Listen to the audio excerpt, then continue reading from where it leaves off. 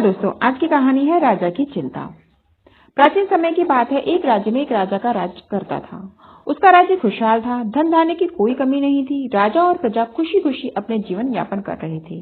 एक वर्ष उस राज्य में भयंकर अकाल पड़ा।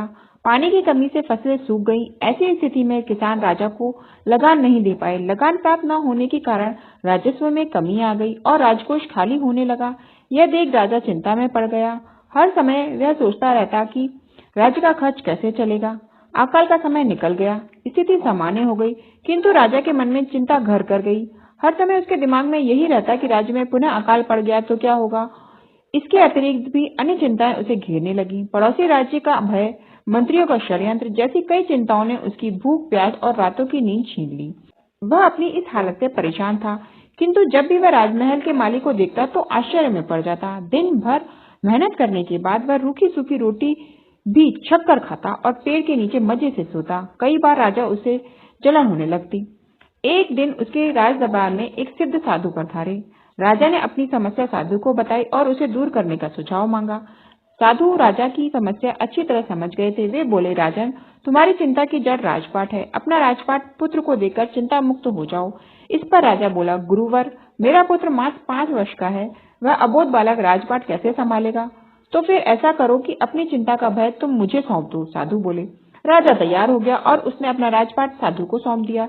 इसके बाद साधु ने पूछा, अब तुम क्या करोगे? राजा बोला, सोचता हूँ अब कोई व्यवसाय कर लूं, लेकिन उसके लिए धन की व्यवस्था कैसे करोगे? अब तो राजपाट मेरा है, राजकोष के धन पर भी मेरा अधिकार है, तो मैं कोई नौकरी कर लूंगा। राजा ने उत्तर दिया, ये ठीक है, लेकिन यदि तुम्हें नौकरी ही करनी है तो कहीं और जाने की आवश्यकता नहीं, यही नौकरी कर लो। मैं तो साधु हूँ, मैं अपनी कुटिया में ही रहूंगा, राजमहल में ही रहकर मेरी और फिर तुम राजपाट संभालना।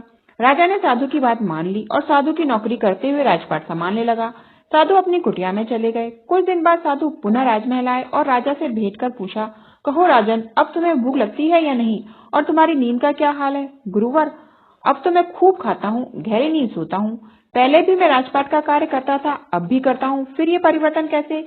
ये मेरी समझ से बाहर है। राजा ने अपनी स्थिति बताते हुए प्रश्न भी पूछ लिया।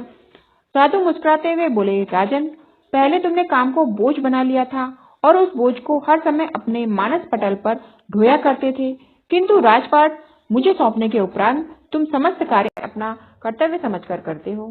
सीख, जीवन में जो भी कार्य करें अपना कर्तव्य समझकर करें, न कि बोझ समझकर। देखने के लिए धन्यवाद।